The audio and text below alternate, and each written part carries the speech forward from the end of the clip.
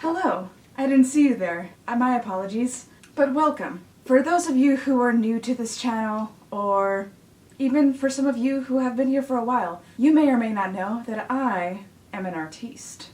Recently, I have been an artist of the varieties of makeup and face and body painting, and a little bit of henna. But in my youth, I was savvy to all forms of visual art, including, but not limited to, drawing, painting, sculpture, photography, etching, printmaking, silk screening, and much more.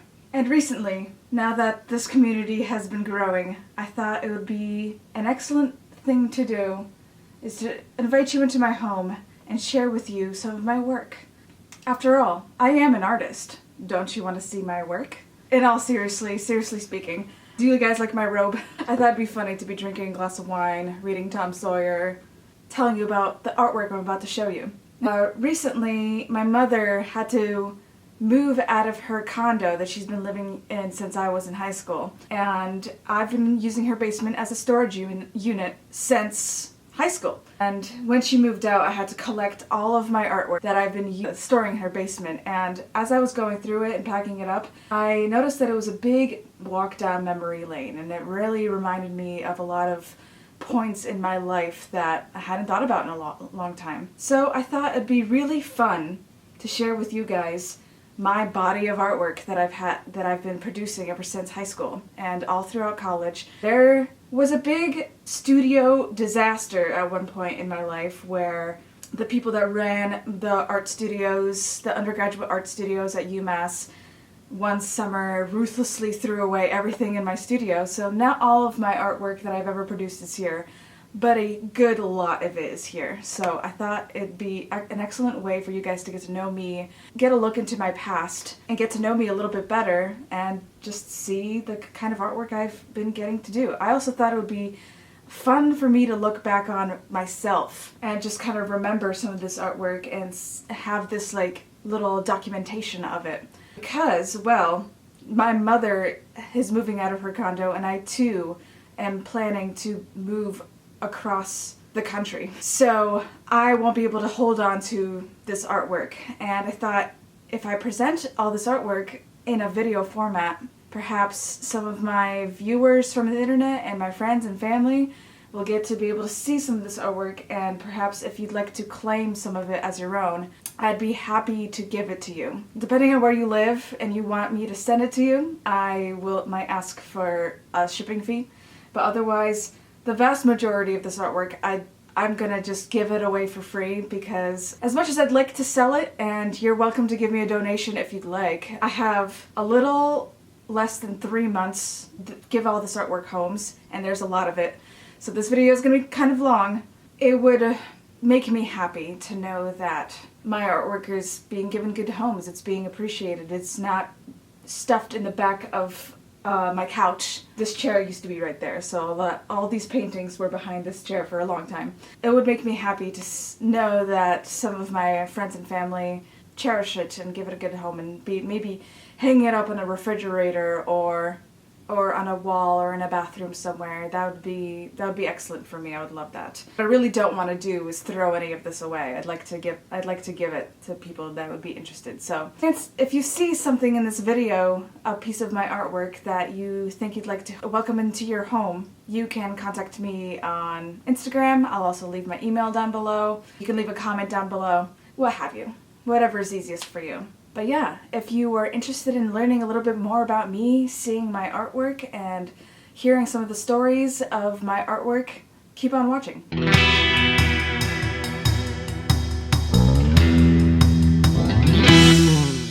But first, today's libation of the day. It is still beer and beauty, but today I'm drinking a wine. But first I have to take off this robe because it is actually hot. I wanted to share something very classy and special with you guys for this very classy and special video showing you my artwork. But today we're drinking Grand Colombier 2014 Montagne Saint-Emilion.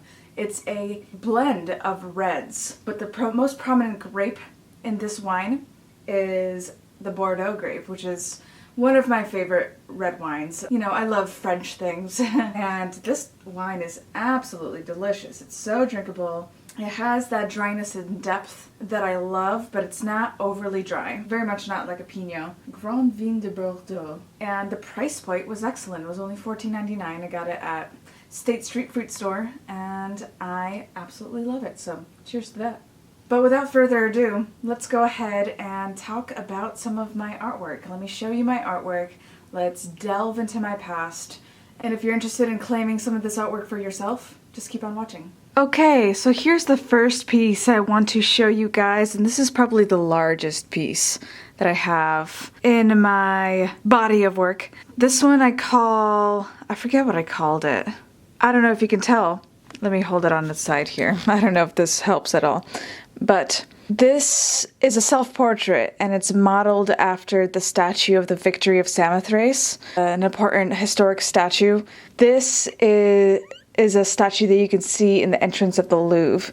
And I always was inspired by how the Victory of Samothrace, the way the clothing felt like it was suctioned against her body. It seemed almost wet. When I'm looking at this, the way the fabric is being blown on her body, I could feel a strong gust of wind on my body. Like, my imagination brought me there, basically. So I always thought that the way the fabrics were rendered in the statue were beautiful and inspiring to me. I actually thought about, at one point in my life, getting a Victory of Samothrace tattoo on my ankle, because I thought it was beautiful.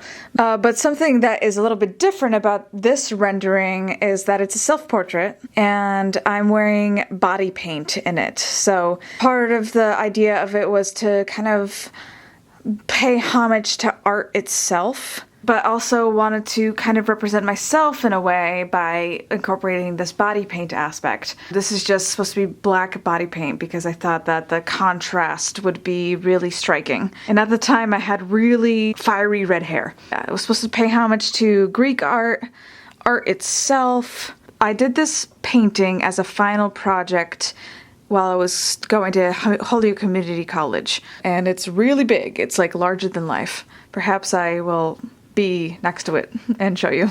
It's me. Can you tell that it's me? Can you tell it's me?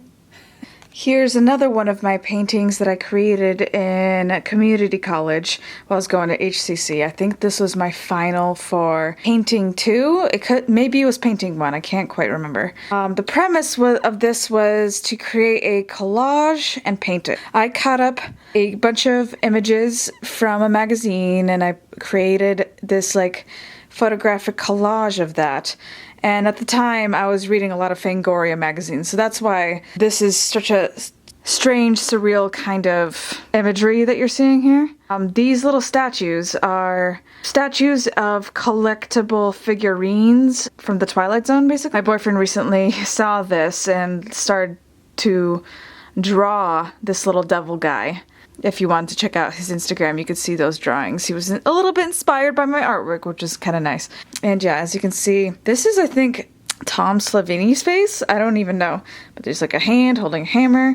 And I tried to paint fabrics again. There's like a silhouette of a woman's body underneath some red, like satin sheets or whatever. And a little pig man with a chainsaw. Very scary. And this is a pretty large painting too. So now I am showing with you guys a diptych I did for my Drawing 1 class. This is my final project for my Drawing 1 class at community college. I know it's a drawing class, but in the final, the teacher let us do whatever we wanted. So I decided to do this diptych. The project was you had to create a diptych using these very tactile alternative painting processes. I kind of, at the time, was working at Six Flags and I was doing special effects makeup, so I wanted this imagery to be very non-objective, very abstract, I guess you could say. Abstract is different from non-objective. This is very much non-objective. But I did want to create the kind of the essence of wounds and decayed flesh. So what I did was I did a non-objective painting using all oranges and reds. And then I covered the certain areas that I want to preserve with tinfoil. And then I did another non-objective painting in blues and greens on top of it. And then I ripped open the tinfoil. And then I painted the tinfoil with a clear medium so as to keep it more archival. This is the result. And you can kind of tell that there's a little bit of writing right here and right here. At the time when I was working on this painting, I was really into mashups. I was listening to a lot of mashups. And there was this one mashup, I forget the name of the band, but they sampled Singing in the Rain. So I really loved that particular mashup. I think it was something Julius. The name of the band was like something Julius. Royal Julius or something like that. I'll link it down below if I remember. And back here, underneath this painting, I had written, I think on the back of this one, I wrote, I'm singing in the rain. And then I covered it up with the blue. And on the back of this one, I wrote, I'm ready for love. And you can see the end of ready and the beginning of love right here. So a little background on that. Later on, I continued this project. It looks like this painting was never finished, but I had another final project where I had to mimic the style or the techniques of another artist, and the artist that I chose was Gerhard Richter. And Gerhard Richter, his artwork had a lot of elements to it, but he at one point was using a lot of squeegees as a tool for making his paintings, for his non-objective paintings. So this was made with a squeegee largely, and I tried to do the same thing with the wounds and the tinfoil and the blue and the red, but this one's not quite as pretty as these ones.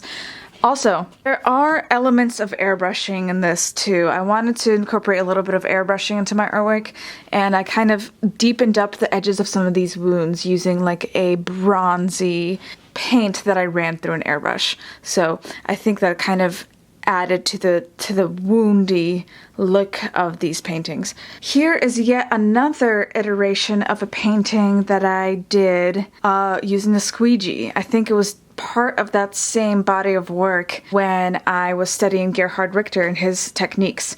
So this one is a little bit more evident that squeegees were being used to blend some of these colors together. There's a couple other elements in this one. There's a little bit of sheet music, and I kind of was inspired that these pieces that I mentioned earlier were secretly musical, like they had those music lyrics from Singing in the Rain hidden underneath, and I wanted this piece to be a little bit more secretly musical too. So that's why I incorporated the sheet music. I think there's more sheet music up here somewhere, I can't see. A little bit right here. And this one's kind of pretty because if you look at it at an angle, it's a little bit sparkly. I put quite a bit of glitter onto that one. I was just kind of experimenting with mediums, was experimenting with techniques and what kind of things I could blend together, like what kind of materials I could add into one painting. So a little bit of glitter incorporated itself into some of my artwork at this point.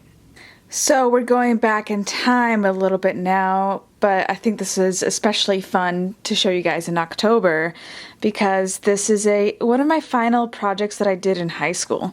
This is a piece called American Horror, and it's one of my proudest pieces from high school. As you guys may have surmised, I am a fan of horror. I always have been. Ever since I was a kid, like ever since discovered that Halloween is a thing when I first came to America, I have been in love with Halloween and I've been in love with horror and spooky shit.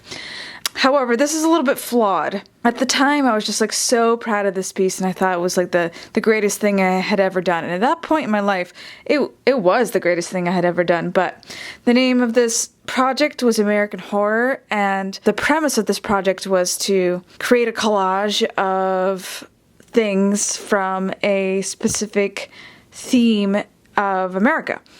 And not all of these horror characters are American. Like Nosferatu's down here. Nosferatu is not American. I don't believe Jekyll and Hyde are American. Hannibal Lecter, I believe, is not American. I believe he's British or something. I don't even know. Bela Lugosi's, I'm pretty sure he's Italian. I don't even know.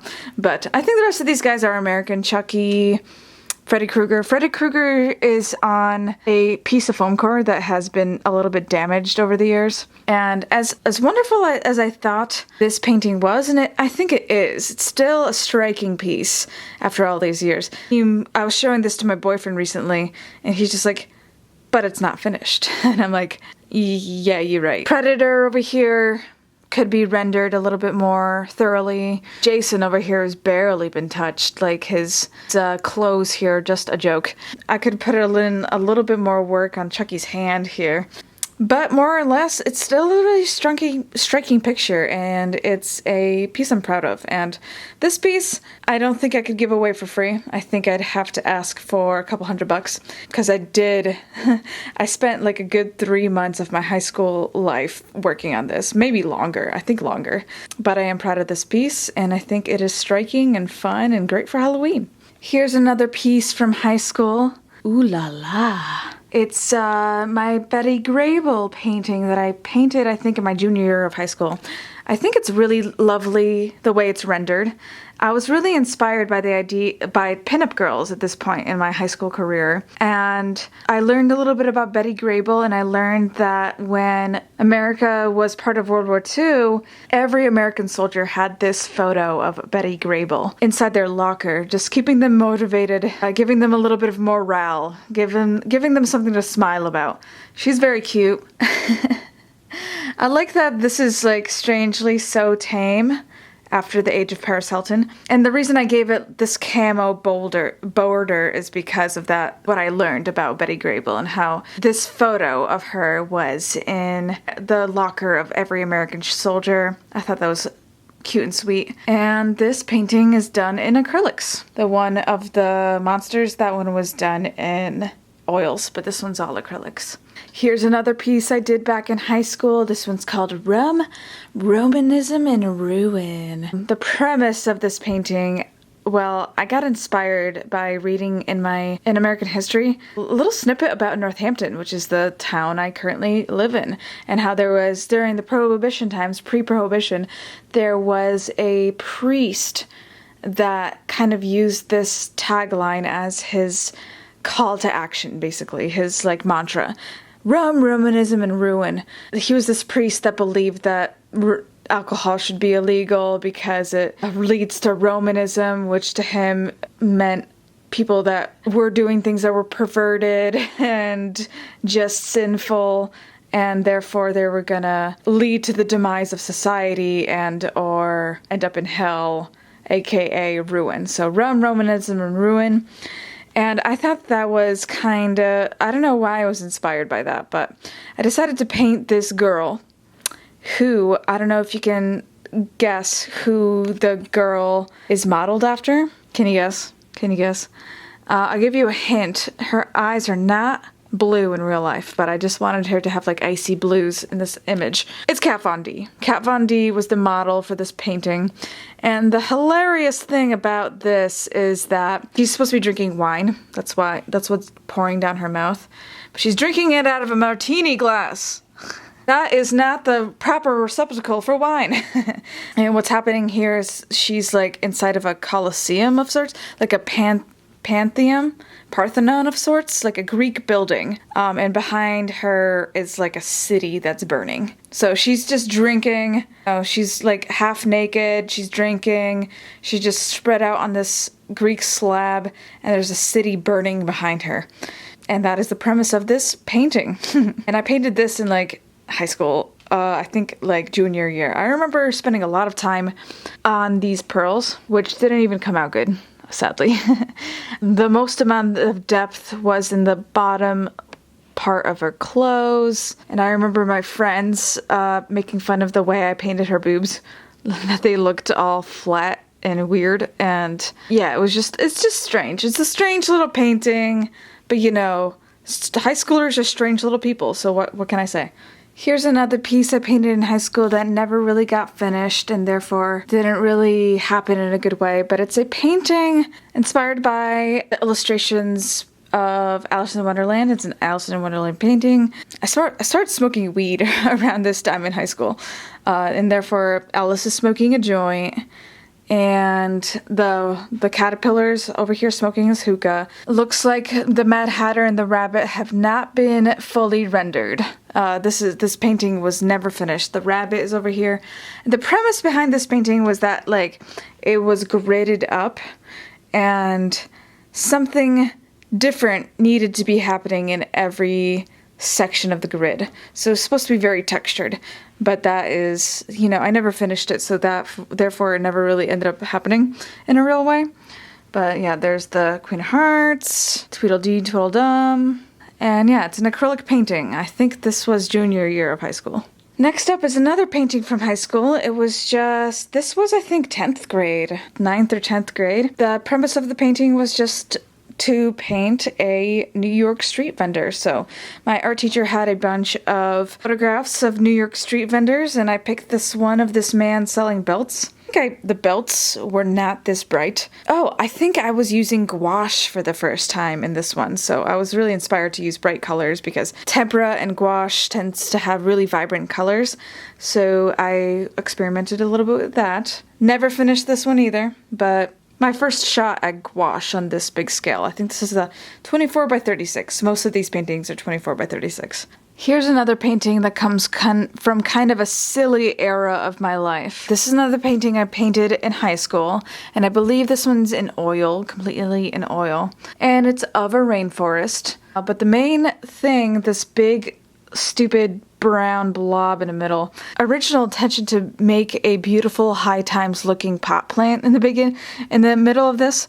It's got little red hairs, it's purple and green, but I just never rendered it that beautifully. However, at this point in my life, I was really inspired by the rainforest. There was a part of me that really wanted to, in college, become a bioprospector. That's somebody that studies the jungles and tries to find cures for society's ailments inside the jungle, whether that means medicine or fuels or different revolutionary methods of creating plastic or rubbers or what have you. I'm trying to find more sustainable resources to use out of the rainforest or from our natural world. So I was reading a lot of rainforest books, and there's a lot of little rainforest pieces in here. Like this flower is actually a stinky flower. It smells like dead, rotting meat, but it's the largest flower in the world. I believe it grows up to be 42 inches, if not bigger. That's just my guess from my long time since I've studied this stuff. But it's a carnivorous plant, so it smells that way in order for flies to be attracted to it, and it goes into this lower part of the flower where it's really sticky, and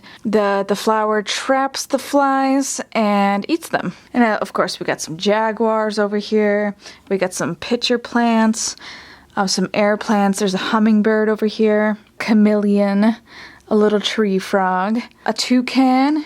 This is a quetzal. It's a bird that I was really fascinated by, that was worshipped by the Aztecs. Both the Aztecs and the Mayans really were inspired by this quetzal, and I thought it was a beautiful bird. It has this like different shades of green, this long tail. I wanted to get a tattoo of a quetzal along my back when I was younger, but I never got around to doing that, which is probably good. I don't know. Another little nocturnal animal, more air plants on this tree over here. We got some sloths, a monkey.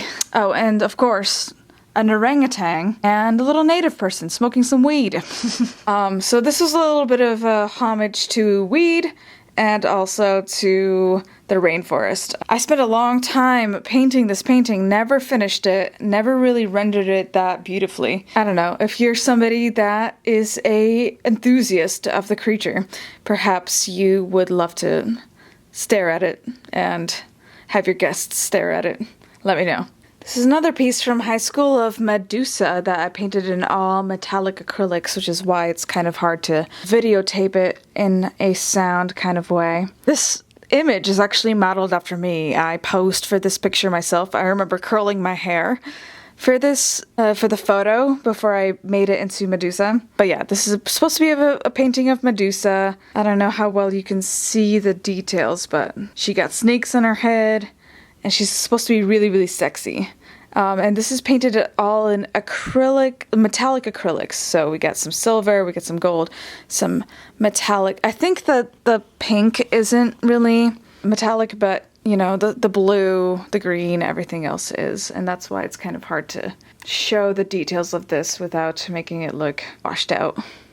This piece I made in college that I never finished, that was supposed to be a Christmas gift for my mother, just something so that she could hang in her bathroom, but you know, it's got like this sponged texture in the back. I just noticed that she was buying some artwork from Target that was very generic, and I'm just like, I can make artwork like that. So I used some copper acrylic paints, some sponging techniques. Sadly, I never finished it. It's a butterfly. That's all I have to say about that. Here's another piece from that Gerhard Richter era of my college years. But this is just on a piece of, like, I think Bristol. And it's an acrylic painting used making the squeegees. And I believe I incorporated some strings into this one. And underneath I did like a pink and purple painting. And I tried to move the strings around to reveal the underneath portions. Ooh, I think I put a little tissue paper on it too. Interesting. Ooh, I don't know. Should I mess with that? That's interesting. But yeah, that's that piece. And while we're still here, I thought I'd show you quickly some of these smaller pieces. This is another piece I made in high school. It's obviously a bunch of collaged pieces. There's a photograph in here. This is a self-portrait of me. Look how angsty I am. I'm trying to find an angle where you don't see how reflective this is. Gosh, cameras were so blurry back then, and I'm wearing a wig in this picture. My hair was not that good. And I had a lip ring. Ugh. This era of me in high school is just amazing. I remember I was holding an airsoft gun in the picture, and I decided to make a little blueprint iteration of the gun. Watercolor painting of a candelabra that I made there. A little blueprint dummy picture I made with charcoal and some colored pencil belly dancers there. And this is actual like tulle right here, some fabric, some lace over here too, some ribbon up here. I tried to make my own like headline. I was reading a book when I was making this painting called Boy Still Missing, and I decided to make this like up to interpretation painting collage, of which you couldn't quite tell what the meaning was, but you could maybe piece together your own story of what this painting might mean. A little bit artsy, a little bit too artsy perhaps. It's just one of those instances where I'm like 16 and I'm just like, I just want everybody to think I'm really artsy. So here's my painting to prove how artsy I am, you know? Here's another painting from high school. Another one that's very acrylic, so therefore the shine. Oh yeah, maybe you can see it better with the light off. But it's like a panther. I made this, I believe, in my senior year of high school, maybe my junior year. So at this point I had started to read a lot of Juxtapose. So Juxtapose had featured this one artist that had this interesting tattoo style and was doing a lot of artwork incorporating this like cryptic, very detailed tattoo style. So I made this panther, a saber-toothed panther apparently, and he's like dead because he's got bandages and like a band-aid right there, and he's got like a heart on fire, which is like an image that you see in Catholic artwork a lot, like the heart on fire on Jesus. I wonder what that means. But he's also a little bit evil. As you can see, his eyes are red and glowing. I was just messing around with a little bit of electric blue to make him glow around the edges. I thought this was a pretty cool picture. It's one of the more finished pictures that I did in high school, and it's a little bit smaller. This is like I think this is a 16 by 20, and it's acrylic. Here's a piece from my freshman year of college, my first year at Holyoke Community College. And at this point, I had started to like experiment with different materials I could use inside paintings. And in this one, there's an entire t-shirt. You can even tell this was actually a t-shirt that I loved in high school. It's my Starting Line t-shirt. The Starting Line is a pop punk band. You can kind of still see that it says Starting Line. But yeah, I covered it in medium and I plastered it against this canvas, and I tried to do some non-objective techniques, some scratching, some rolling, and I believe there's some like fake money back here too. That's me beginning to experiment with techniques. This I don't really know what it is or where it came from. Appears to be acrylic. I just don't know. I think I painted this during winter break, being like, I don't want to stop painting just because it's winter break. And I created some actual bullshit. And this is one of those pieces. But this piece is a little bit more of a real piece of art. This is a study of a Frida Kahlo painting. I forget which one it's called. The premise of this project was you're supposed to pick a painting from history, preferably a modern art painting, because their use of color was really noticeable, I guess, with a foot forward, and reverse the colors, use opposite colors. So in the original, wherever you see purple, you'd see yellow. Wherever you'd see green, you'd see red. Wherever you'd see blue, you'd see orange. I never finished this one either, but I feel like I came pretty close. You can tell that this is a Frida Kahlo thing. Here is an excellent piece that I loved. This I created in my first year at UMass. This was my final project for my Photo 1 class. So this is a photo project, and my friend Deja modeled for it. The premise of it was just alternative processes where, I don't know, I was inspired by the idea that like models don't seem to have an identity, and the way that they pose for pictures, it doesn't express their true feelings. They're just, they make these weird faces, like their mouths are slightly ajar. It was the first time I had really stopped to think about the way models pose for pictures and how often their faces aren't even shown, and when they are shown, they're making this face that doesn't speak to how they're feeling or anything. It's just like this face that they're making for the camera, you know? The idea was that this is a model and she's concealing her face, and in each iteration of this photo, I used alternative processes. I used a little bit of solarization is what's happening in this one. I think solarization is such a cool technique, and it's so complicated this is like a negative, this is like the original iteration of that photo. This one is a little bit hiked up in contrast. This one's a little bit overexposed or underexposed. This one I put my fingerprints into the developer and I left fingerprints all over the print. This one's got like the stuff that tells you how to make dresses, and it tells you how to cut up the fabric. Those. It's got one of those over it. This one's like a double exposure. This one I drew on. This one had a piece of lace overlaid onto it when I exposed it. This one I laid on the developer with a brush and different things. I put alcohol or peroxide or something onto this image. I painted this one green. And yeah, I just manipulated the image in a variety of different ways, and I think it looks really cool. I'm proud of this picture. I like it. Oh, and something I want to mention for this photo shoot, when I shot my friend Deja, I had actually painted her all white. I used the airbrush and I body painted her entire body white, and that's how I got this image to be so contrasty, so black and white. So I think that's cool. So now I'm going to be showing you guys a couple of smaller pieces of mine. This is a painting that I think I started in high school. Soon after I turned 18, I got this tattoo on my ear of this G clef, and I thought it was beautiful and I wanted to make a painting of it. I also had dyed black hair and I'm wearing like a flower in this painting. I think this is a really standout piece for my high school career. I remember I presented it actually in one of my college classes, and my teacher, I forget what the context was, but my teacher told me that he liked it because it was both naturalistic and also highly abstract, and I think that is because of the stringy nature of which I painted the hair. And he's right, it looks abstract and also naturalistic at the same time. I love this painting. I think it's beautiful. It's acrylic, and I painted it in my senior year of high school. This is a wood block that I carved in college. I think this is in my first wood block printmaking class. I think I took it, I think in my second semester at HCC. Oh, I did this in 2010. I brought this project with me on my vacation with my family to Mexico.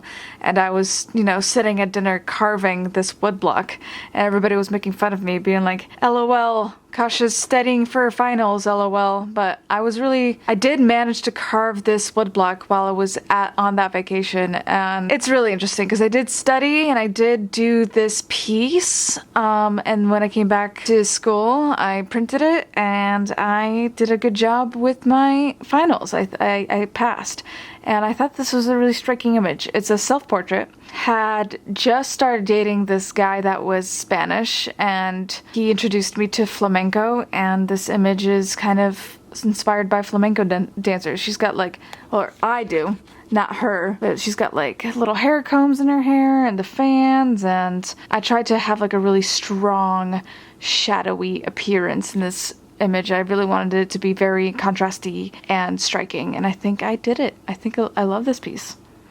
I'm not sure what the premise of this painting was, but it's a little acrylic painting. I believe I painted this while I was at HCC.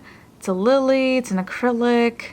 That's all I got to say about that. Here's another strange little painting. This was just experimenting with sinuous motions of the brush. It's very snake-like, as you can see. Another one I painted in college, I think during winter break, just to get the feeling of having the paintbrush in my hand, And then later, in 2013, I did a show of my artwork, and I printed on photographs a bunch of my face and body painting that I put in one of the cases. So that is a scarecrow SFX painting that I did at Six Flags. This is just a face paint I did early on. These are all just photographs I mounted onto foam core. This is my friend Jonavi, who I painted big, crazy eyeballs onto. This is a silver screen inspired monster that I painted at Six Flags. A dummy, like a ventriloquist dummy that I painted at Six Flags. A koi fish henna tattoo I did at Six Flags. This is the very first henna tattoo I've ever done, by the way, which I did using that horrible, terrible chemical henna that I got on Amazon or on eBay for $7, and it got shipped from India to me. So I'm just ooh, it's authentic Indian henna. But that stuff's actually really dangerous. You gotta get the natural stuff that you mix yourself. There's another hand henna design. Another one, I really like this one because of the little peacock flowers. This is another one of my first henna designs I ever did. This one I did on my friend Deja's back. It's ooh, is this upside down? Yes, it is. It's a lotus flower. Here's another makeup I did at Six Flags for Fright Fest. It's a two-faced kind of toxic mutant type deal. I really like the texture I put into her hair too. That's my friend Becca. Another face paint that I did at a party. It was basically just eyeshadow, but colorful and pretty. This is something, a face paint that I did, or a special effects makeup that I did. It's very fantasy based. I don't even know what this creature is supposed to be, but I did this for the first year of my college, of HCC's. At the end of the year, they have a art show of the work that all the students have done. And, they had a costume competition, and I created this fantasy look, and I won! Yay! Here's a little alien monster that I did at Six Flags. Here's an infectant mutant, a mutant that was infected by aliens at Six Flags. Here is a snakeskin body paint that I did on my friend Deja. If you look really closely, it's very textured and pretty, and I used this subtle silver shimmer paint, but it came out, I think, really beautiful. This is one that I did on myself. I used to use this logo that I just created in my graphic design class, and I took this old-timey graphic design class, not computer-based at all. Everything was done by hand, but it was graphic design.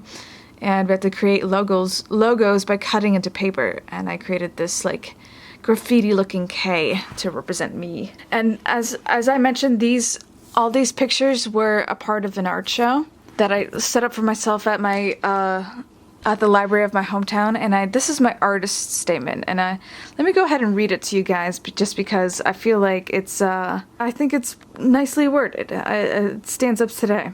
It's a little cheesy, but bear with me. It says, I am a fine makeup artist currently residing in East Hampton, Massachusetts. I've been passionate about art ever since I could remember and have been practicing it seriously for over 7 years. Often in a theatrical, spectacular, and/or decorative visual appeal. My work concerns themes that are both form and content-based, such as otherness, identity, the body, Orientalism, dislocation, illness, history, or anything that is relevant in my life and the world at any given moment. Draw my inspiration from the world, which supplies my work with innumerable sources, and thus my projects often have radically different looks and approaches from one another.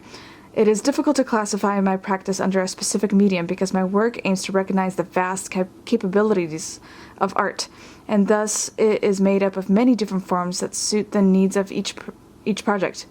By using such a wide variety of mediums, such as printmaking, print, encaustic, alternative process photography, and non-traditional sculpture, to name a few, I aim to expand awareness of the countless ways in which art can exist. And blah, blah, blah, blah, blah. I talk about the piece and how long I've been doing artwork and all, what have you. You can pause this and read it if you want. This is part of a final project that I did. These images of my eyeball were inside of a box that had a hole inside of it, and you had to look through it. And the idea was that, like, one of them had a mirror inside, and many of them had, like, images of eyes all around it, and lights, and what have you. The idea was it would be weird and voyeuristic and uncomfortable for somebody to look inside this little peephole and just see another eye staring back at them. Wish I still had those boxes, but an interesting little piece I did. This is a simple little watercolor painting that I did on this 12 by 16 like aquarelle watercolor paint pad. You have to like separate these pages with a palette knife. I think this was a live study at Forest Park. Didn't quite finish it, but fun little thing. This isn't a point of my college life where, like, I think I was on break. I think it was like summer vacation, and I wanted to be in the habit of just continuing to paint all the time, continue to create artwork all the time. So that was an iteration of that. Also, here's a painting of a beautiful hookah I used to have. I used to have this big, beautiful hookah. I think I still have portions of it, but I don't know where most of it is. My mom must have gotten rid of it. And yeah, this is watercolor. Here is one of my favorite pieces too. This is a final project from my etching class that I took, I believe, my second year at Holy Community College. This was still I think my sophomore year of college. But yeah, the idea was I printed this image that I think was the front page of Makeup Artist magazine at one point. This is a face of makeup done by Nellie Recchia, which is a professor that I had at cinema makeup school, luckily. She's incredible. Anyway, the image was so beautiful, I decided to print it 1,000 times and apply different alternative processes to them. So this one is printed on papyrus, and I put some like silver glitter on it. This is just regular Hana Mule that I put silver glitter on. There's some watercolor in this one, some watercolor in that one. That's printed on a map too. This one's all graphic, some watercolor in that one. This is, I forget the type of paper this was, but it's a type of paper that when you apply peroxide to it, you can bleach it. So I did that on this one. I also did the same thing on this one, and then I added gold leaf to this one, some more acrylic paint to this one. This one's printed on a tissue paper, and I added some little jewels to it. Some more jewels on this one, and this is printed on a craft paper from Michaels. This is also on craft paper from Michaels. Some glitter paper on this one. So yeah, I basically had a lot of fun with this project. I don't know if you are getting a sense of the pattern, but I like very tactile artistic processes. I like using multiple mediums at the same time. And I think that that translates into my makeup as well as my artwork. But I love this piece. Here we have another self-portrait, and it's a series of linographs that I printed in a variety of ways. So this is the original form. It's just a silhouette of my face and hands that I printed to make them look like they're melting into this puddle. This print I added a little bit of paint thinner to, and I decided to run it through the printmaking press, and it left this interesting texture on it. This one has silver glitter on it. This one I just rolled the ink into certain areas, so I created this like blotchy effect. This is another one where it had a little bit of splatter of paint thinner. This one had a lot of paint thinner on it. This one had a lot of paint thinner on it. It's also on like a piece of blue paper of sorts. This one I printed in white on black paper, so it's like a negative relief, which is pretty interesting. Some more paint thinner and different application methods of this one. I think this is a pretty striking self-portrait. It's pretty interesting looking. It's nice and gothy. Here is a monograph that I created in I think it was my either junior year or senior year of college. But this is during a period of time where I was experimenting with monographs for the first time, and I was studying a lot of Kiki Smith. So this is actually self-portrait. You can see my little head right there, and a drawing of my body right there, my naked body. And in the crit, my teacher was talking about how this is like very menstrual, and I did spend a moment of time just kind of making some feminist artwork having to do with identity and how I felt sometimes that identity didn't matter in corporate spheres, I guess. I am sounding like a real life artist right now. Meant to depict the feeling of being disconnected from your own body and not understanding your own body. I think this is one of the paintings that has something on the back too. Yes. As a broke college kid, this expensive $2 a page paper didn't come as a dime a dozen, so I painted this ink jellyfish on the back, and when it came time to cut costs. And that's not the only one of the monographs that is like that. This is another iteration of the same monograph. This one's a little bit more menstrual and red, as you can see. And I think in this one you can see the image of the girl with the disjointed head, which is actually self-portrait. It's me. I'm trying to think of all the different feelings I had behind making this piece. At this point in my life, have become very comfortable with alternative processes, so I like the tactile feeling of paint and smearing it around and pushing it around with brushes and paint thinner and scratching it up with like a scrubby thing or a squeegee or what have you. That's kind of what this violent looking artistic application of paint is representing. I was also really inspired by Kiki Smith. I was writing a paper about Kiki Smith and how emotional her artwork is and how connected it is to a life and feminism and the way a woman navigates the world. So I really loved these mono prints. I thought that they were really special, and I think they actually did well in my crits too, so that is cool. And this is another mono print that has something on the back, another ink jellyfish painting. I don't think this one ever made it to a crit, but as you can see, it's like a carnation flower on top that turns into a jellyfish. I really don't understand what the meaning of this is, but... So here is my first piece that I created for my silkscreen class, my one silkscreen class that I took in college at UMass.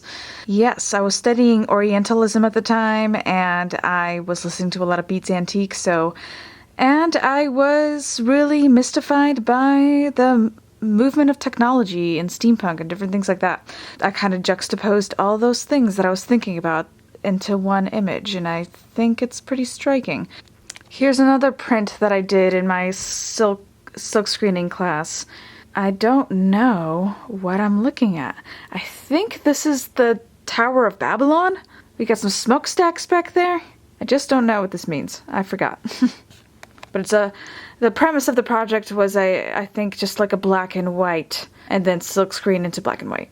This was my silk screening final. At this point in time, I was collecting a lot of fabrics from around the world. And what I had done is I had taken a bunch of those fabrics and I had cut them up and sewed them together. Like I cut up small pieces and sewed them together, and I made this photograph of them. And this was for my silk screening final. I took a photograph of this and I printed it and split it into RGB,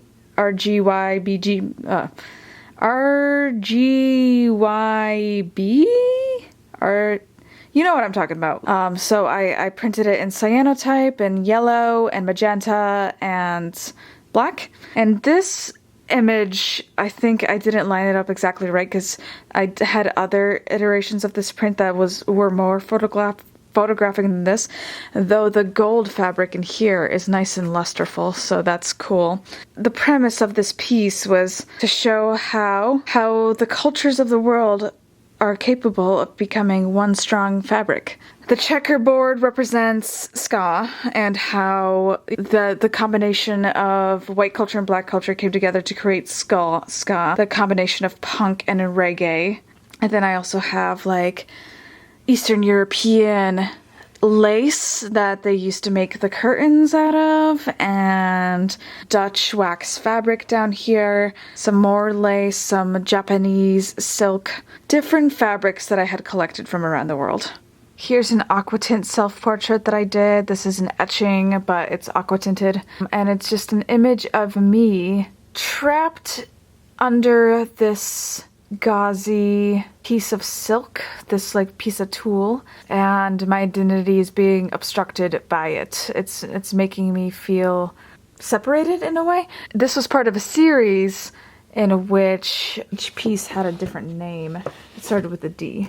Doesn't say on here, but I think this one's called Disassociation. Feeling separated from your own life experience just by a thin veil, separated from reality.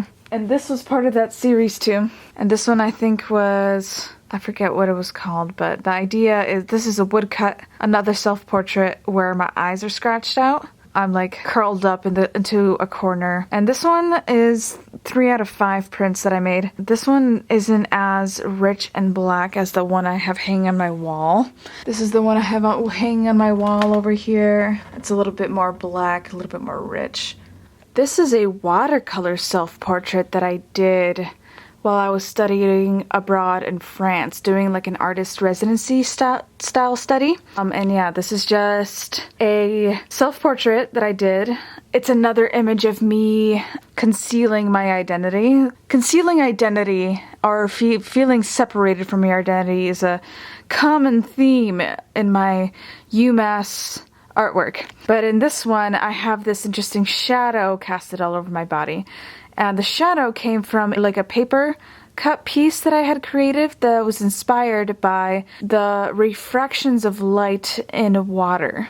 So I had taken this picture of the way the light was hitting some ripples in the water, and I had reduced the water into some lines, and I created this like net made out of cut paper. And when I did the photograph that was gonna be the sample photo for creating this, I actually created a foam core little white block to put myself into the photo for this, so the photo would come out really contrasty and very Edward Weston. I was doing a little bit of photography then, and I was really inspired by Edward Weston and his luster and his contrasty photographs, and I wanted to create watercolors that were like that too. I really liked how naturalistic this came out, and yeah, I used that net to cast a shadow onto my body, and that's how you see these patterns casted onto my body, and my body still looks very naturalistic just because that's the way it looked. I might have hiked up the shadows a little bit more than was in the photo, but certainly my favorite piece I created in France, and a really beautiful piece. I love it. Here's another example of those prints of the fabrics that I told you about. This one's a little bit more photographic. You can see the luster of the gold ribbon into that one. You can see the texture in the lace, the white lace over here a little bit better. For this final project, I had to create 10 prints. It looks like that. This one's a little bit lighter. This one didn't quite look right. This is 10 out of 10. But yeah, it looks like right here, everything came out a little bit more magenta than it should have. It should have come out a little bit more navy. This is 9 out of 10. 8 out of 10.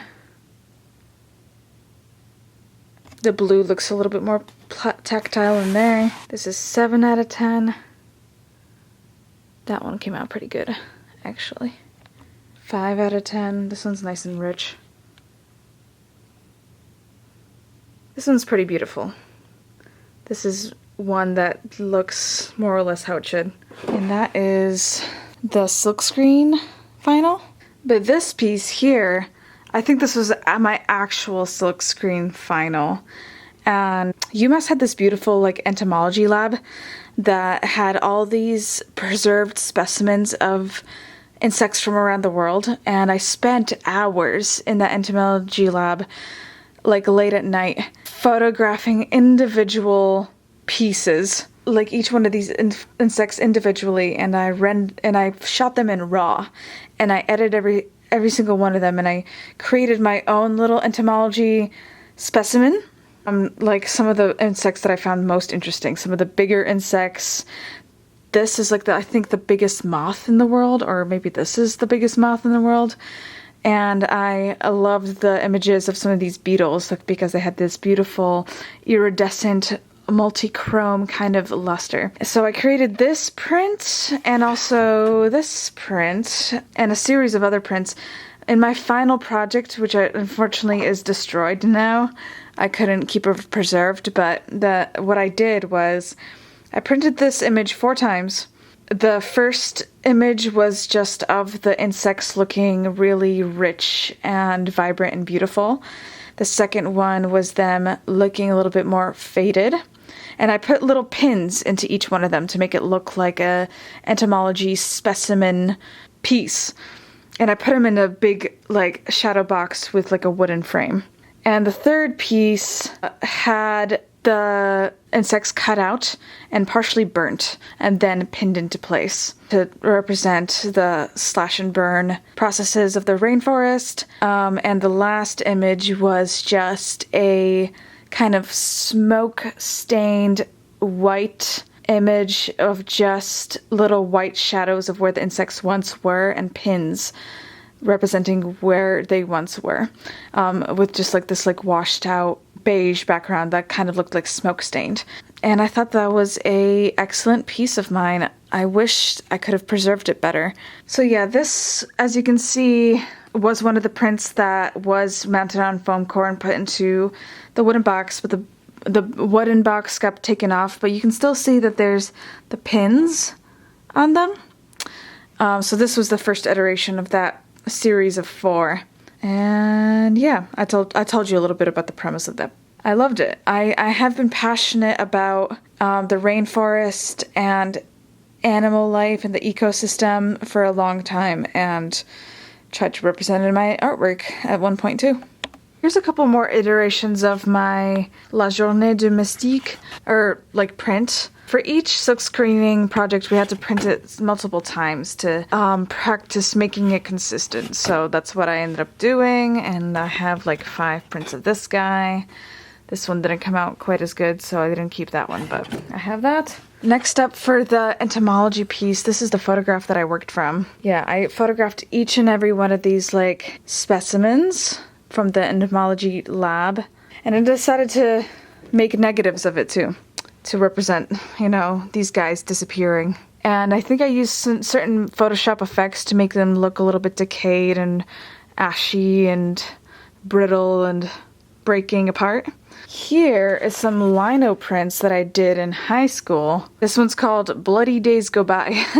This is a print of a of the cover of the Dirty Vegas album that was popular when I was in high school. You guys remember that song? Days go by and still I think of you. I don't know. I thought there was something about her image that like spoke to me, so I decided to make a bunch of these prints. This one's just called Days Go By. The other one was called Bloody Days Go By because I made blood coming out of their mouths. I don't know why. Don't ask me. This one's on red paper. Okay guys, brace yourself that this image has a swastika in it, but it does go with the idea behind this painting. This is something I did in high school for my junior year final project for one of my English classes where I had to read A Clockwork Orange. And this is a Clockwork Orange based painting. So there is a little bit of Nazism going on in A Clockwork Orange and a bunch of other themes. Like he was really into like Mozart, and that's why you got the violin and the milk and the Pride open eyeball. And here's Alex. I don't know why I painted him in like a cubist style. I don't know why I did that. Bowler hat. I don't remember why some of this imagery was here, but this was basically just supposed to be a striking image that I made for my English class when it was time to do a book report on A Clockwork Orange, basically. This image was done in college and while I was at UMass. This is like, I forget what this style of artwork is called, but it's like you're scratching into paper. Like I used like tiny little tools to create these really fine textures. It's like this type of paper that you scratch into and draw.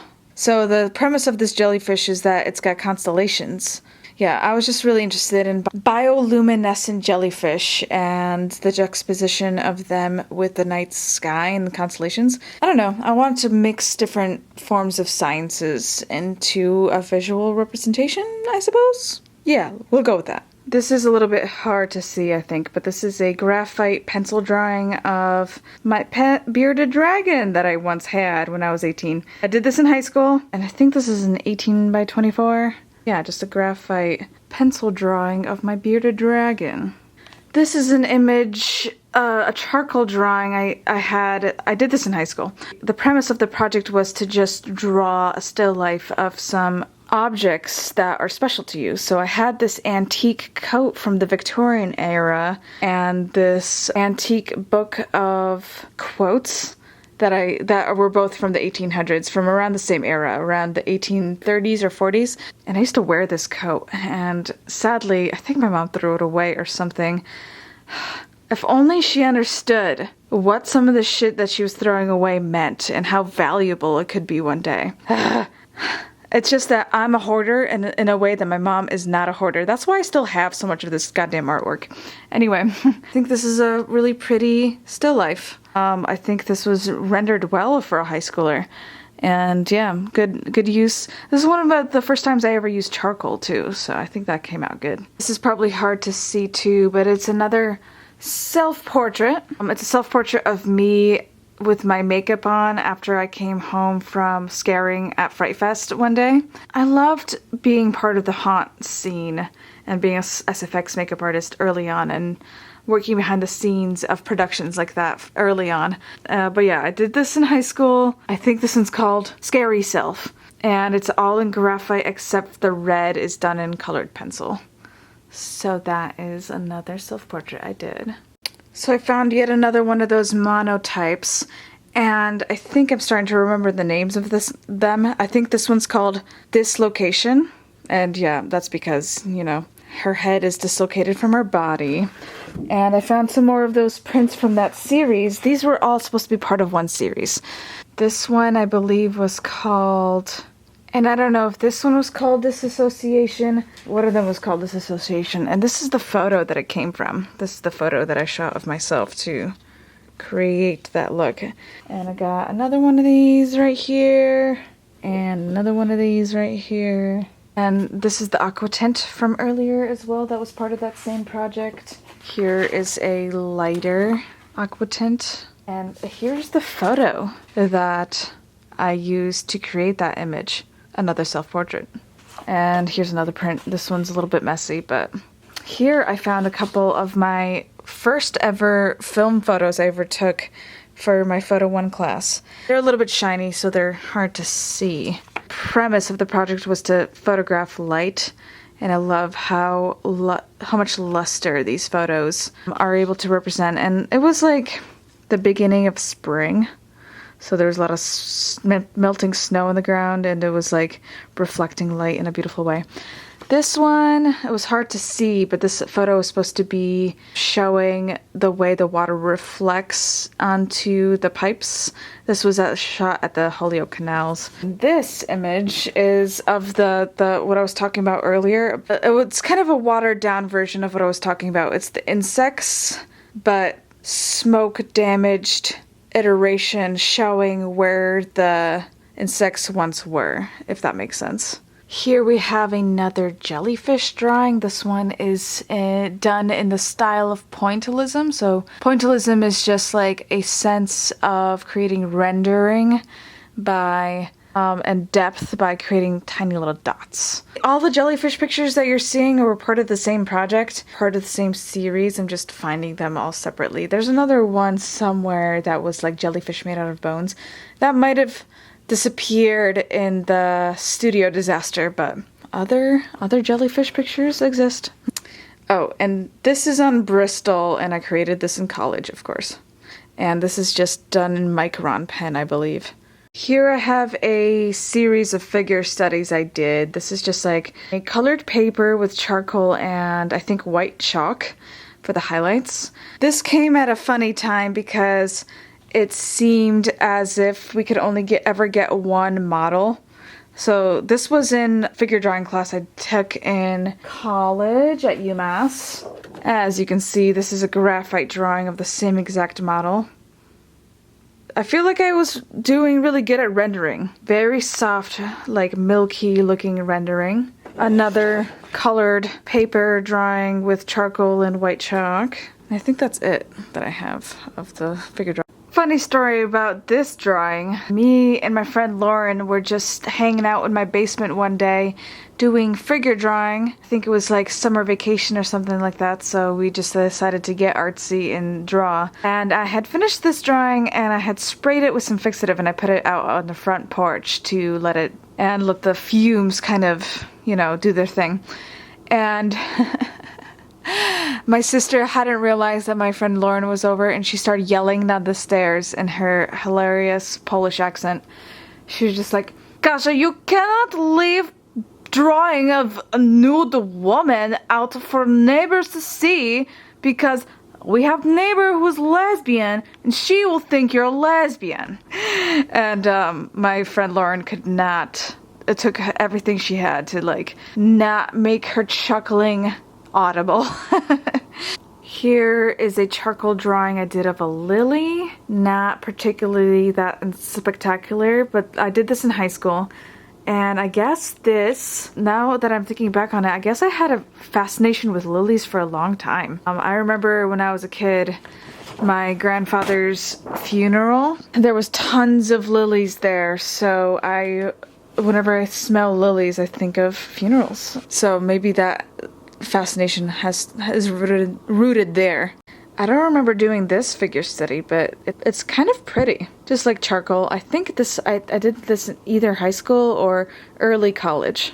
Here is a print from that beautiful woodblock I showed earlier of me as the flamenco dancer, as I wished it would. It came out really contrasty and beautiful. There's an image from high school that I'm a little bit less embarrassed about. I think this is actually pretty and it means well, but not finished. It's not quite as rendered as it should be. This is a image of the Hanging Gardens of Babylon that I dreamed up and created. There's the Tower of Babylon back there, and I believe this lady in the middle here is supposed to be Helen of Troy or Salome, or a beautiful woman from that era. Whether she's from mythology or from history, I don't know. But yeah, we got an elephant back there. We got some beautiful flowers. I tried to create flowers of all types of colors and varieties. There's lots of poppies back here. I was really fascinated with poppies in high school too. And we got some like hibiscus flowers, some daffodils, some roses, a shitty looking lion, a bad lion, a waterfall, ostrich. I meant well with this, just not quite rendered, and it took me forever to get this far. Like I spent hours and hours and hours working on this. I think when I was in high school, I pussyfooted with building up colors. So therefore it took me forever to get to a level of depth that meant anything at all. It never came out that good. But yeah, that's my Hanging Gardens of Babylon drawing. This one's called The Empress and Her Garden. So with that, I did spend a little time in high school messing around with like pottery and sculpture and stuff. So here's a couple pieces I had to do. One project I had to do in my sculpture class is to create like an African style mask, which is what that is. Another project we had to do was to make some sort of standing up word. And at that point, I was a little bit interested in graffiti art, so I created this like little graffiti word supposed to say rest, R-E-S-T. And then we had to make tiles, so I made this statement about Big Pharma over here. It's a heart with veins and little pills floating all around it. I also made this beautiful rainbow fish. I think she's kind of cute. I don't remember what the premise behind making this. I think I just wanted to. I think I just thought she would look cute. So I guess I wasn't recording anything back there, but here's a couple more things that I made. I made this like ashtray that is made out of pottery. I got into a phase of making these weird skulls with antlers. So here's the first one that I made. And they progressively started getting crazier. This one's even wackier and trippier and more drug-induced, I think. Another skull with antlers, like these weird, like a ram antler. This one's got the biggest, craziest horns. I'm surprised that it's not fallen apart completely. I also made this weird little demon pig. I don't know what the inspiration behind him was. There he is. He's a little demon pig. This is a more, like, traditional-looking skull. A little bit more artistic looking. I started making a lot of skulls because I made one skull that I'm about to show you that I made it while we were reading, was it Hamlet? Yeah, Hamlet. And I remember being inspired by the scene where the grave diggers are digging and they dig up Yorick's skull, and Hamlet starts talking about Yorick and how she's like, Yorick, I knew him. This is one of the skulls that I made. Let me show you the other skulls. Yeah, so this is the first one that I made. This is the one that has Yorick written on top. And it's just a little baby skull. Yellow on the inside, or orange on the inside. This one's like mauve on the inside. These are all blue. This one's blue on the inside. This one's, I think, a red, like a blood red on the inside, which is interesting. And yeah, this one's orange on the inside too. Here's like a little throwaway skull that I made out of a little bit of leftover clay that I had. And I was experimenting with this kind of like glaze that was the melty kind. It was just like, you never know what you're gonna get until you fire it. This glaze just kind of melted all over this little guy. This guy I created to be as a bit of like a candle holder. You're supposed to just kind of stick a candle underneath this guy. This is one of the bigger skulls that I made.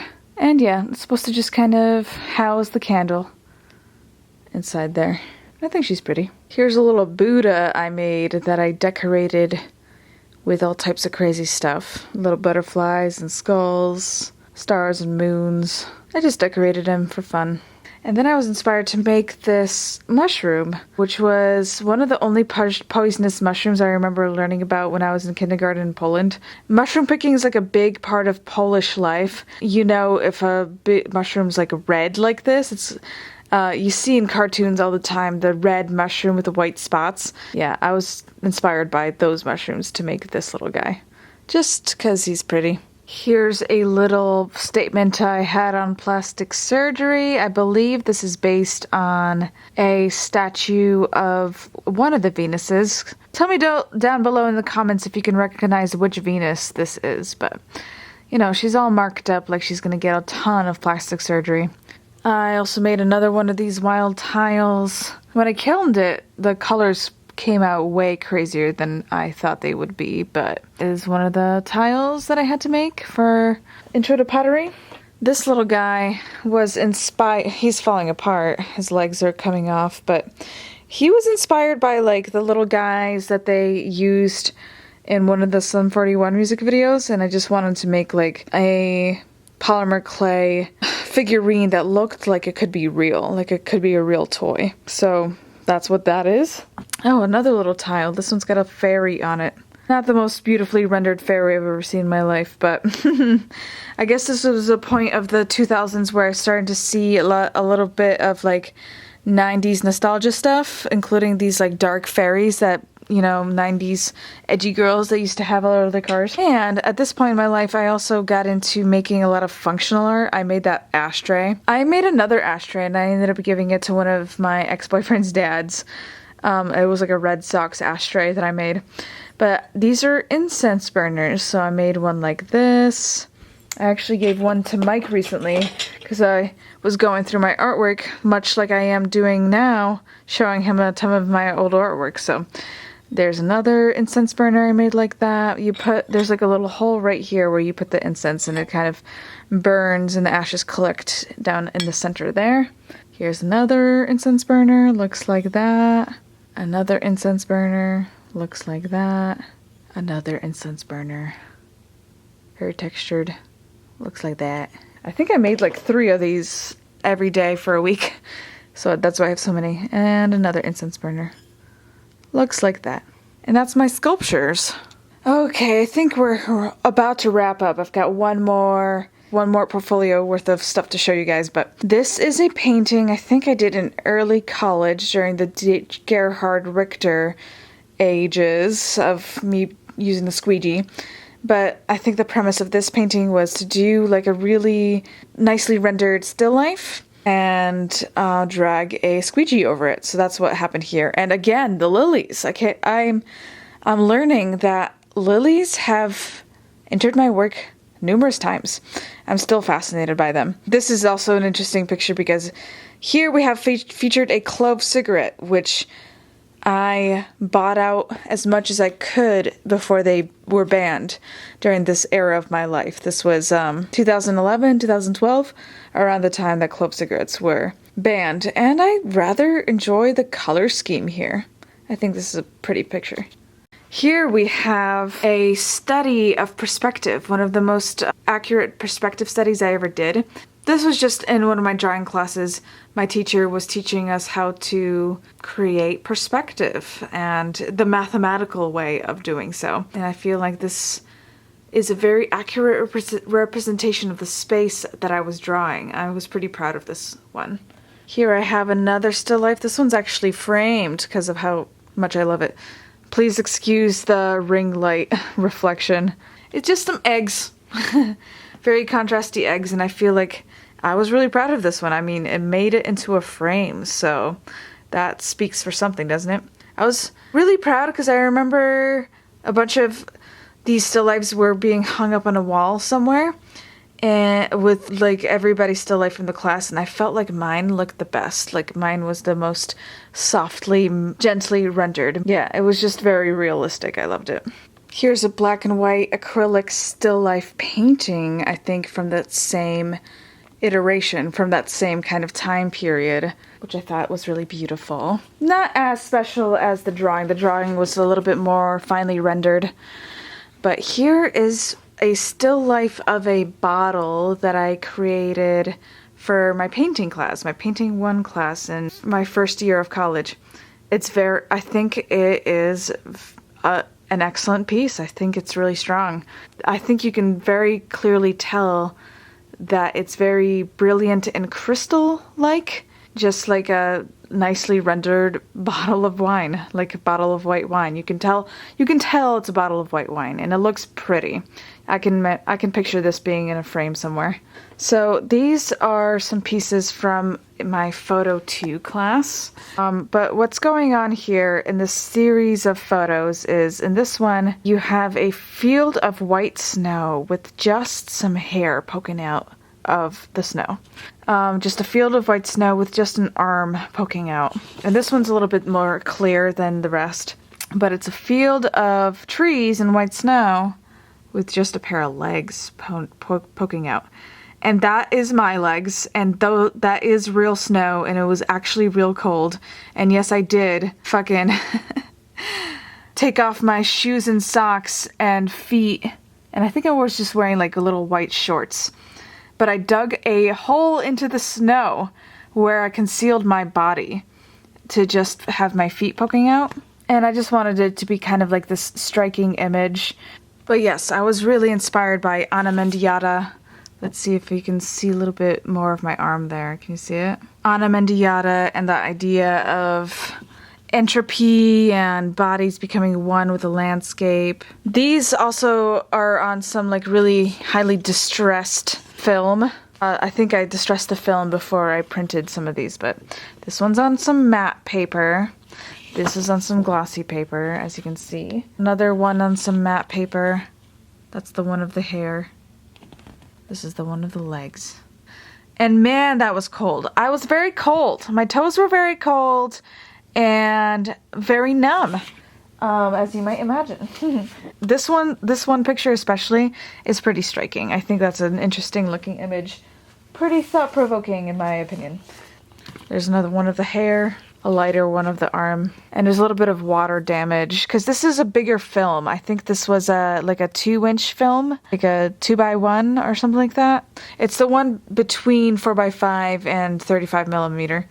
I forget what that side was, but it was the medium-sized film. I also found this interesting image of just some cut paper butterfly wings that I laid over the top of a sheet of photo paper.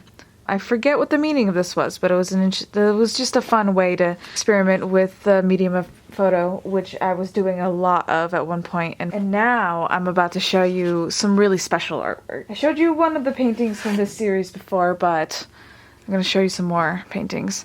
So earlier I showed you my self-portrait from when I was studying abroad in France, and I did a series of watercolors of self-portraits with these shadows and patterns on my body.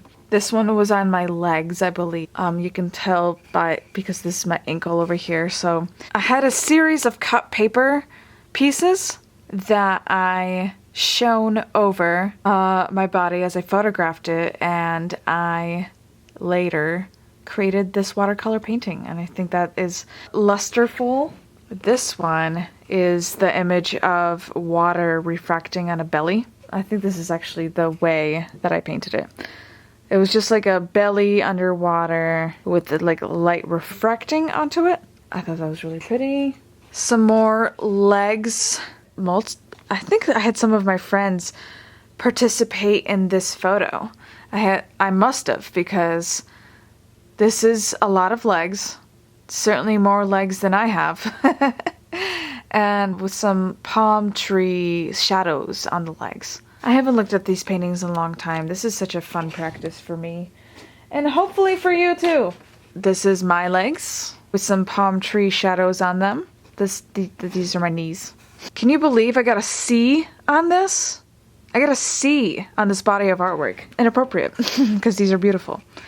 And I don't take them back for a second. And that is my legs and feet. See my cute little toes? So that was my series of artwork that I created in France when I was studying abroad. Here we have yet another self-portrait. This one is just me kind of doing this strange 60s kind of pose, kind of like a go-go girl kind of pose. But as you can see, there's like a biomorphic steampunk kind of pattern going throughout my body. It is just like a bunch of clockwork gears and stuff going through it. I think I just wanted to create a striking image. There wasn't really a meaning behind this little piece, but this is a lino cut. So this large thing I have hanging on the wall in my apartment. This is a collage, I guess you could say, of a bunch of etchings that I created. There's 3 different etchings that I put together. And they're largely inspired because I was taking an Orientalism class at the time, so I was learning about a lot of Eastern artwork. And Middle Eastern artwork, and I thought it was beautiful, and I was fascinated by it. And a friend of mine was also making like Oriental carpet kind of work, so I guess I was a little bit inspired by his work too. But as you can see, the format here is kind of inspired by an Oriental carpet. If you get closer, these prints here are of tiles inspired by Islamic art. So they're just like Islamic art inspired tiles, I guess you can say. And these are self-portraits of me wearing some scarves and stuff. And down here is an image of some whirling dervishes. And yeah, I was just kind of looking to create a bunch, play with alternative processes and different techniques when it comes to etching and printmaking and aquatint. These are aquatint, the whirling dervish images. And yeah, that is this piece. I forget what I called it, but it took me a long time, and it's very pretty, I suppose. Here I have a couple of the tiles that I made the etchings from. This is the one of the whirling dervishes. It shows a little bit more detail than I think you can see on the prints that I just showed, but this is the one of the self-portrait.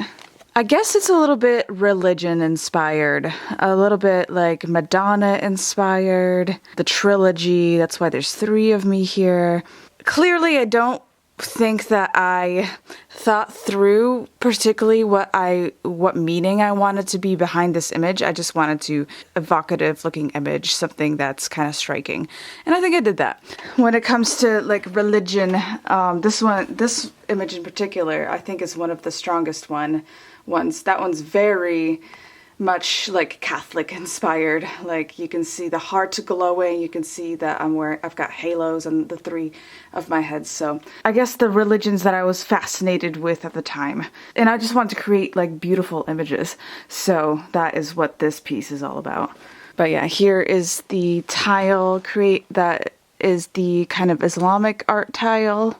I don't have any images of this print like etching that I made, but this is a Trolls doll from the 90s. I don't know what compelled me to make this, and I totally forgot that I made this, but that's that. This is the beautiful face that I did that collage of faces with. Looks like that. I forgot about this image too, but this is like a gigantic scary spider from one of my rainforest books. I used to collect books about the rainforest, and yeah, and one of the first etching projects I did, I created this image of this like scary spider. That's closer to a crab than it is, I think, a spider. That's how big and scary it is. They say that people who eat spiders in the rainforest, that the spiders kind of taste like crab. And I guess that makes sense, kind of. So here's a scarf I made, a silk scarf that I made out of prints that I carved into a woodblock, so they're woodblock prints. And the premise of these is like a juxtaposition of kind of organic imagery and mechanical imagery. So it's like machines coming together with life. So there's like tentacles and clockwork gears, and I tried to match them up in such a way that they kind of like mesh together, but you can still kind of see where the different wood blocks separate. I don't think this is real silk. It's like satin. It's like yeah, and the edges aren't the most awesome, but I bet if you hem it, it would be a nice little scarf. This image I do believe actually is on silk. And yeah, it's just like with that self-portrait of me as the flamenco dancer there. Here I'm going to be showing you a couple like smaller things I created. So these two go together. They're like a diptych. And the premise is like you're supposed to make a collage out of physical objects, and then you're supposed to paint it. I think this was like for like some sort of intro class I had to put this together, but looks like I never finished the painting, but that's how far we got onto that. The collage is kind of pretty though. Here's another print of my self-portrait as the mechanical gears girl.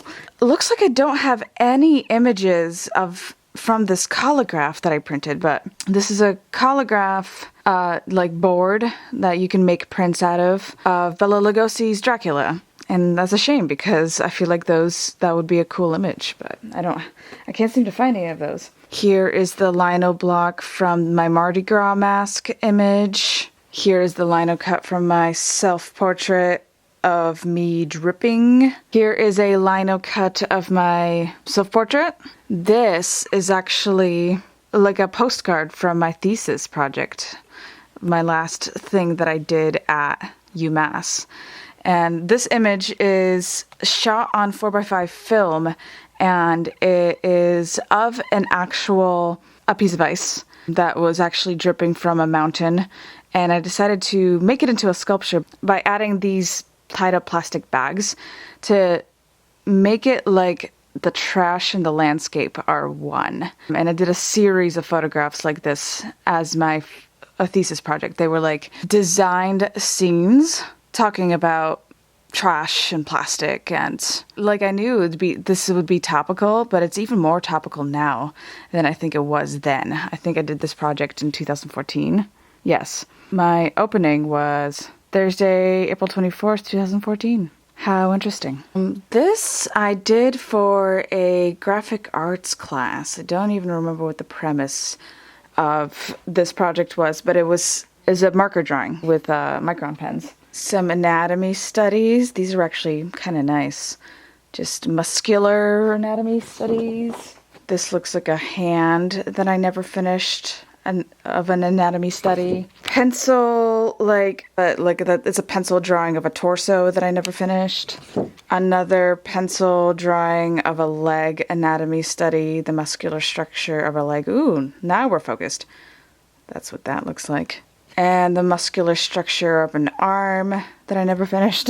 Here's another one of those from my graphic arts class. And another one of those drawings from my graphic arts class. This is kind of an interesting image.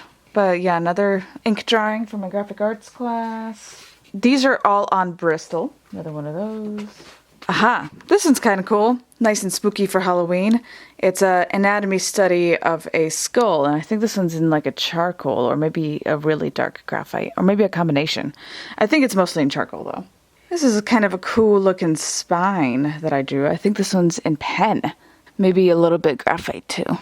Here's a pretty nice ribcage. I think I remember spending a good amount of time on this ribcage here. So, oh, this is pretty. Figure study. I think I got this out of a book. I mean, that pose seems so like classical. Here's another figure study. I know which book I got it from. It's from like a figure study book that I copied it from, but I think it came out really beautiful. Here's another anatomy study of a hip bone, and I think this one's in charcoal. Here's a charcoal self-portrait. I think I was just sitting in a mirror and I was just drawing from a mirror myself, a live kind of way. As you can see, I look very much like a college girl, being really artsy with my headphones. Biomorphic prints on paper. And here's the other one that I worked from. There, I had two of them. And I like kind of made it so they might maybe match up. Here, another self-portrait. Here is a study of a pumpkin in charcoal. It's kind of cute. This is from a really interesting project that I had some progress on, but I didn't fully get finished, but it was an interesting project. These are negatives that I created. These are my arms and legs. And I created this negative to create images onto leaves with. So what I would do is I would take a big leaf, and it's like, this is a type of alternative process photography, but I would take a big leaf and I would put this negative on over it, leave that leaf out in the sun for a long time, like a month, and eventually take off the negative off the leaf, and it would just leave images of my arms and legs like printed onto the leaf. Like the sun would eat away the chlorophyll from the leaf and just leave, like on a green leaf, these yellow arms and legs. And I thought, and it was inspired by Anna Amendiata, and there was a period of time where I was working with bodily imagery in my artwork. I wish I did more with that project. So here we have a handful of smaller paintings. I think this is like a koala painting I painted in high school. Here we have one of the wood blocks of those biomorphic kind of digital things. Here we have a interesting little thing is some paintings that I did while I was teaching painting classes at Michael's. I did that for a little while. I only taught 2 classes, and this is the 2 paintings I did in that class. So I taught people how to paint these flowers, and then I also had them do this still life. So I think that was my first shot at that still life. Or I don't know if this is the one that I did as an example or the one that I did in class. But this one does not look as good as this one. This one seems a little bit more polished. And I think that may be the one I did as an example. And this is might be the one that I did live in class. But those are just some paintings that I did while teaching at Michael. So here we have another small painting. This one I did in high school. This one kind of looks like me a lot in high school, but it's supposed to be Helen of Troy, which is a figure from Greek mythology. Is it Greek mythology or just from like epic myths from Greece, ancient Greece? But she was considered the most beautiful woman in the world. And this painting is called Helen of Troy Stars the Night. I believe that's written on the back here. Yep. Helen of Troy Stars the Night. Acrylic and an oil paint by Kashanoic. Yeah.